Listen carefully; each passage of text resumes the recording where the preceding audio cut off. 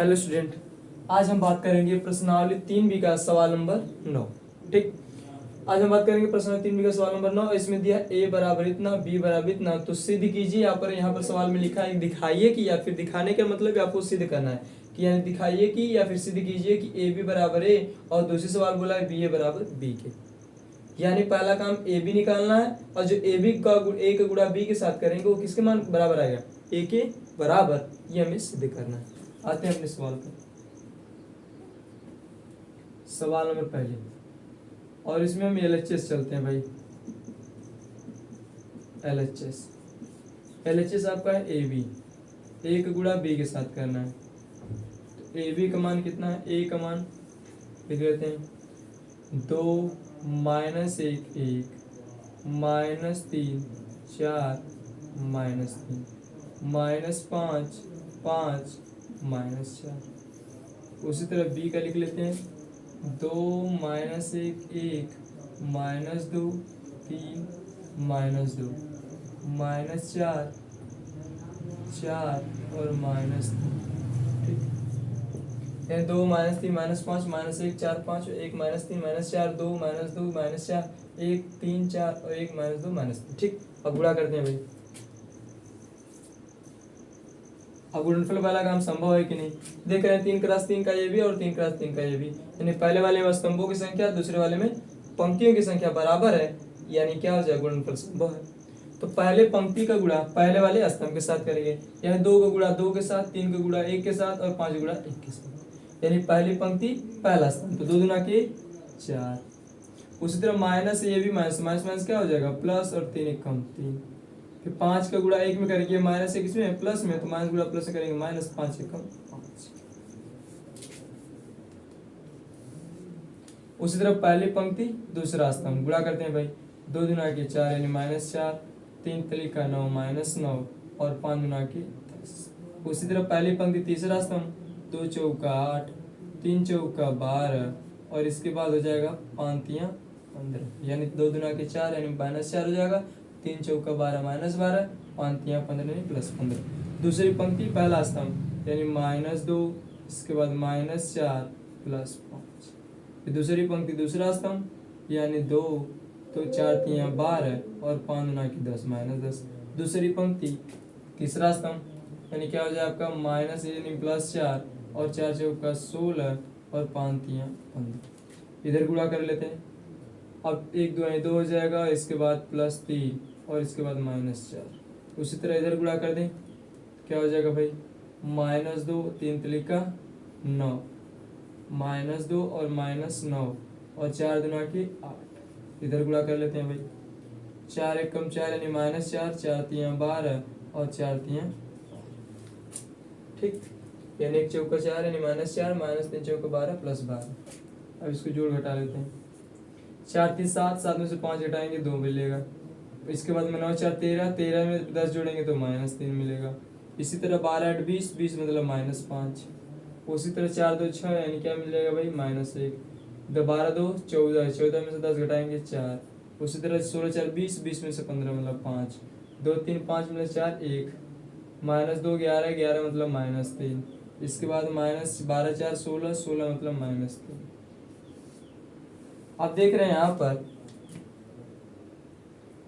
जो a का गुणा b के साथ किए, यहाँ पर क्या है भाई, a 2 माइनस 3 माइनस 5 माइनस 1 4 5 और 1 माइनस 3 माइनस, और यहाँ पर देख लेते हैं 12 4 16 16 में से 12 घटाएंगे तो क्या मिलेगा भाई, माइनस 4।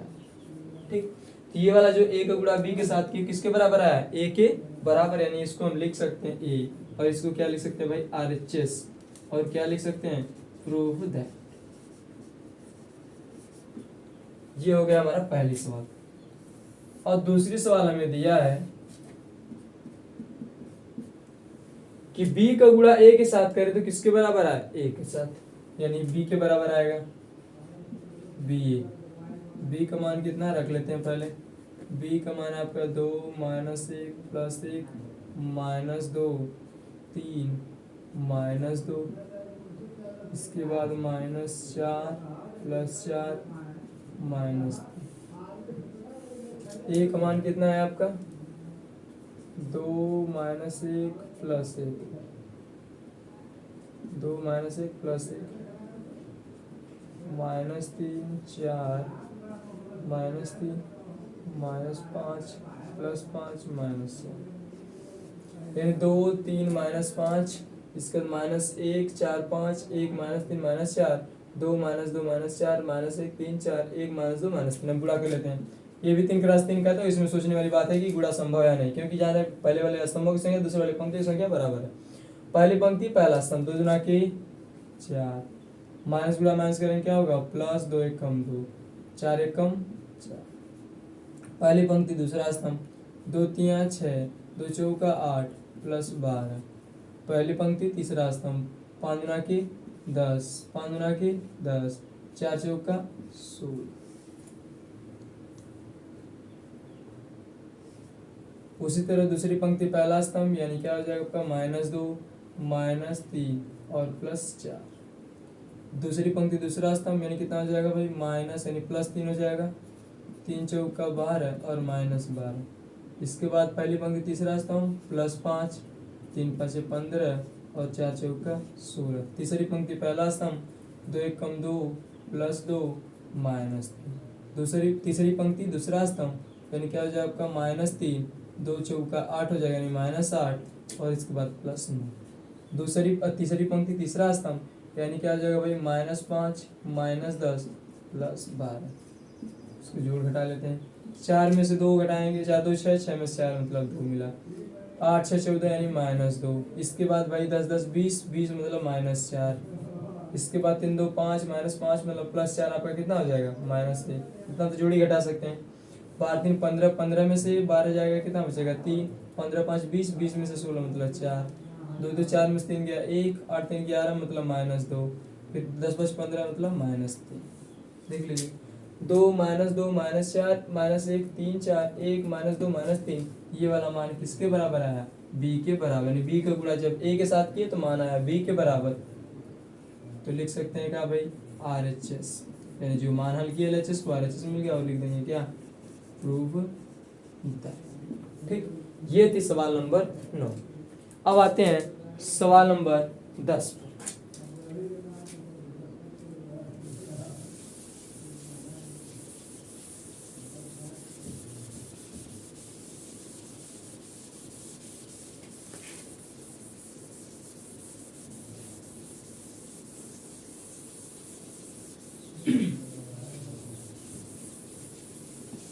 इसी तरह सवाल को हल करते चलेंगे, बस गुणा आपको आ गया ऑटोमेटिक इस चैप्टर को आसानी से लगा सकते हैं।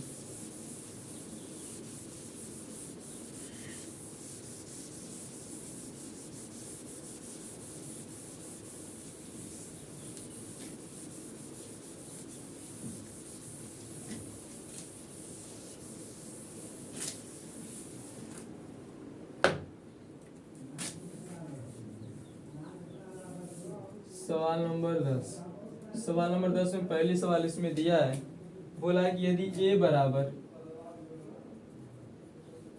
कितना है भाई 4 3 3, ठीक, इसके बाद -1 0 -1, ठीक, इसके बाद है आपका -4 -3, ठीक है। तो दिखाइए कि, क्या दिखाइए मतलब सिद्ध कीजिए, ठीक है।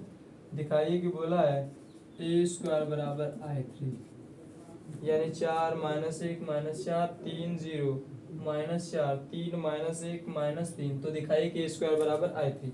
अब देखिए यहाँ पर i3 यहाँ दिया है आपको i3 का मतलब क्या होता है i का मतलब हम बता चुके हैं कि i जो होता है इसे बोलते हैं इकाई या तत्समक आव्यूह, इसका संकेत होता है इकाई या तत्समक आव्यूह।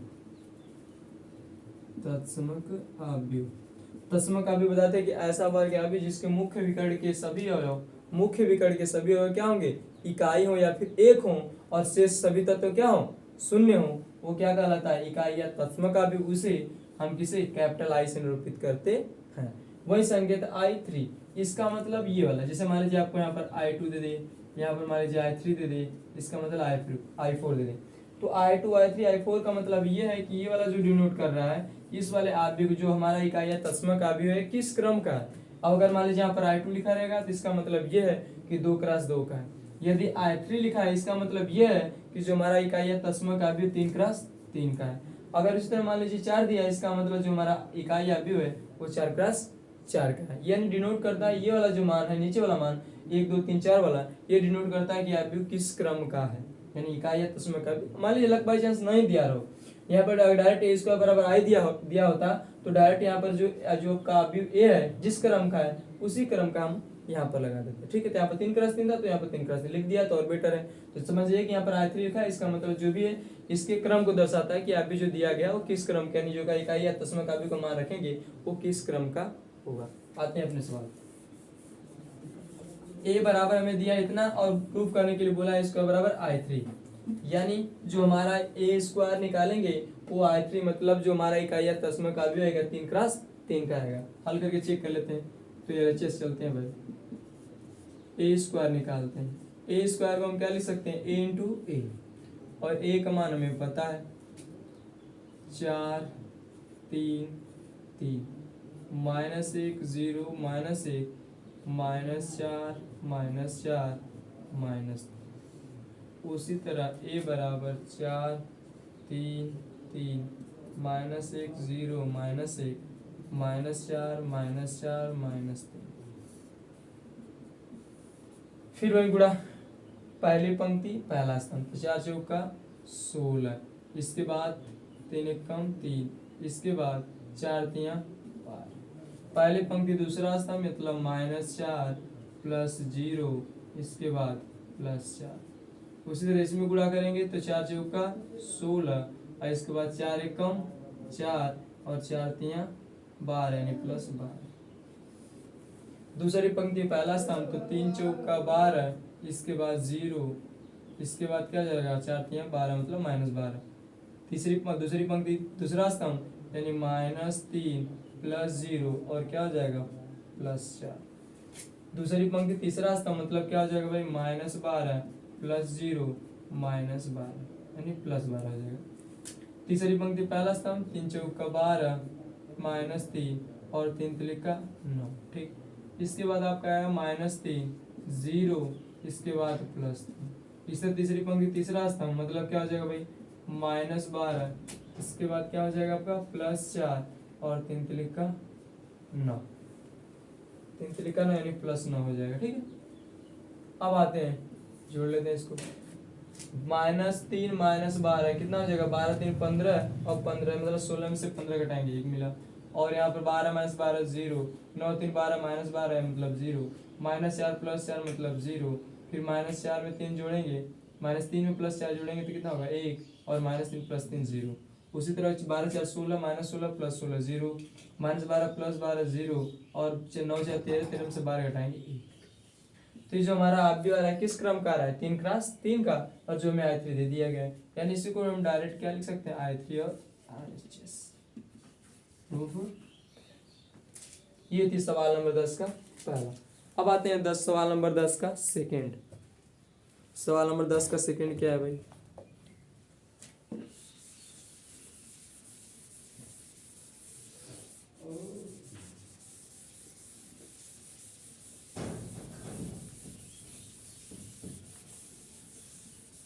इसी तरह क्रम से सवाल को हल करते हुए चलेंगे, एकदम आसान।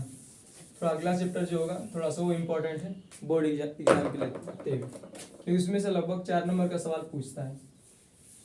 इस सवाल को बस गुणा भाग में आपको सिंपल पूछ देगा। आते हैं सवाल नंबर 10 का सेकंड। देखिए सवाल नंबर 10 का सेकंड ने बोला है यदि ए बराबर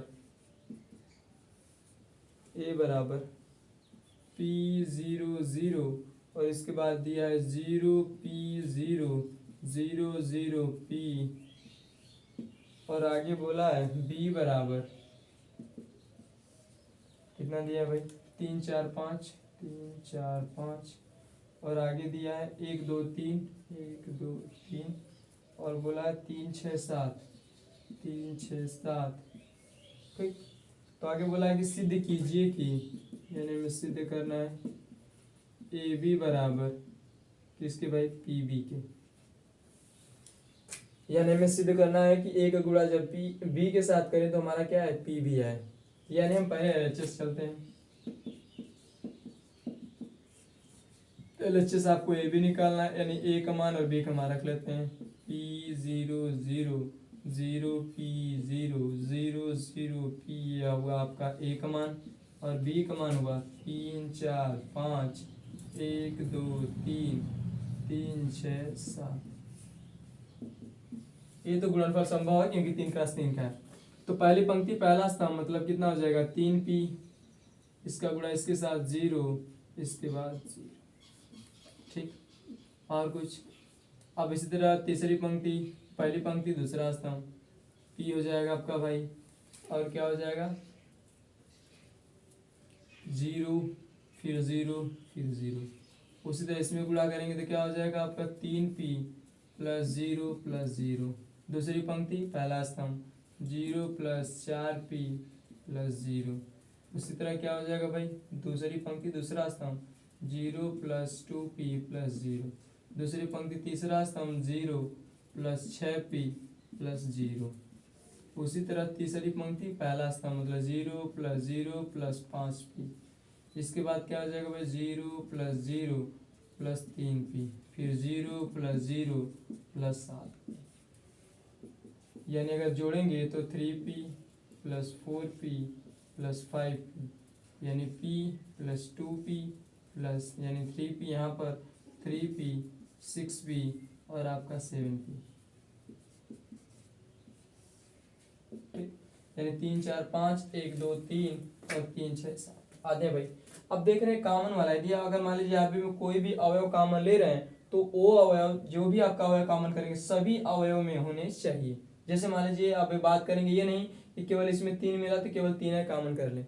आप भी ये बोलता है यदि आप कॉमन करने जा रहे हैं कोई भी अवयव तो सभी अवयवों से कॉमन करेंगे। जैसे यहाँ पर देख रहे हैं पी सभी अवयव में पी है तो हम पी को आसानी से कॉमन कर सकते हैं। तो क्या बचेगा भाई 3 4 5 और 1 2 3 और इसके बाद 3 6 7, यानी 3 4 5 1 2 3 3 6 7 आसानी से हम यानी जो भी अवयव कॉमन करते हैं अभी में यदि वो वाला अवयव अवयव जो भी होगा सभी अवयव में होगा तभी हम कॉमन करते हैं। अब देख रहे हैं पी सभी अवयव में था तो कॉमन कर लिए। अब कॉमन करने के बाद देख रहे हैं पी ये वाला जो मान है 3 4 5 1 2 3 3 6 7 ये किसके बराबर है पी के बराबर, यानी इसको हम बी के बराबर लिख सकते हैं। जो आरएचएस हमें प्रूफ करना था पीवी, और हम इसको लिख सकते हैं क्या भाई आरएचएस प्रूफ है, क्योंकि ये वाला मान बी के बराबर रख दिए बी के बराबर पीवी हो गया प्रूफ। अब आते हैं सवाल नंबर 11। सवाल नंबर 11 का फर्स्ट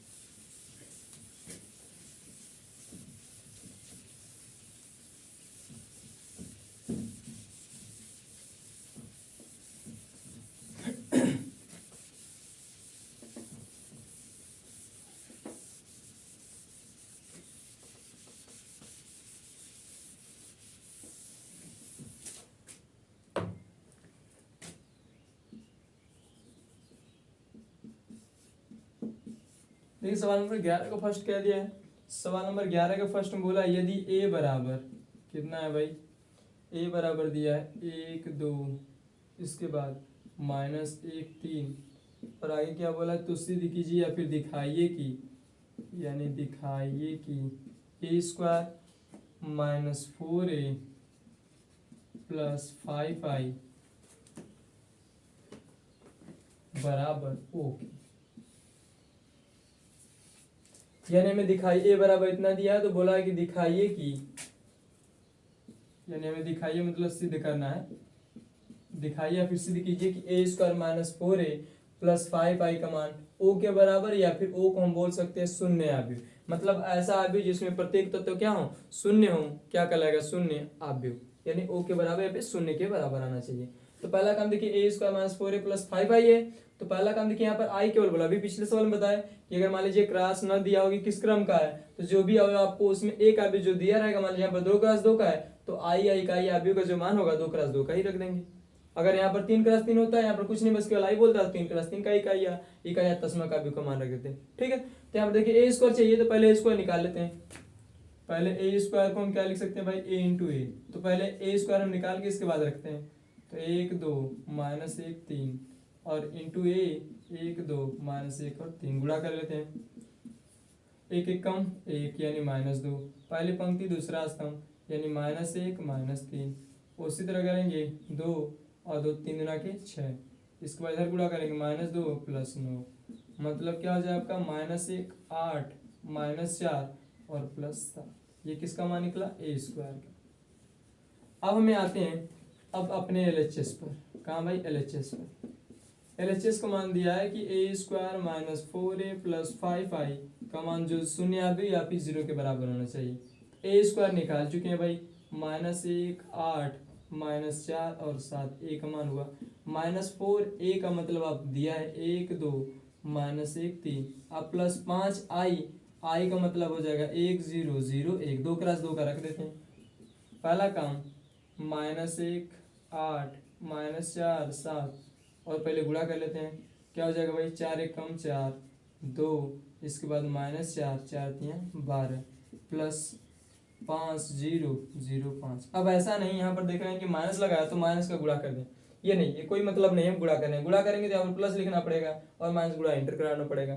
तो माइनस रहने दीजिए और इसके बाद जो घटाते वक्त हम उस वाले को ध्यान में रख लेंगे कि माइनस यानी क्या करना है, हमें एक दूसरे का को घटाना। तो चाहे घटाकर जोड़ लें, चाहे पहले दोनों को जोड़कर घटाएं, क्योंकि यहाँ पर प्लस प्लस प्लस वाले को जोड़ कर फिर घटाएं। तो पहले सिंपल सीरियल वाइज चलते हैं, घटा लेते हैं। अब माइनस है, ये भी माइनस, देखिए प्लस है लेकिन यहाँ पर घटाना है ना, तो -4 हो जाएगा। तो -1 और -4 क्या हो जाएगा? -5।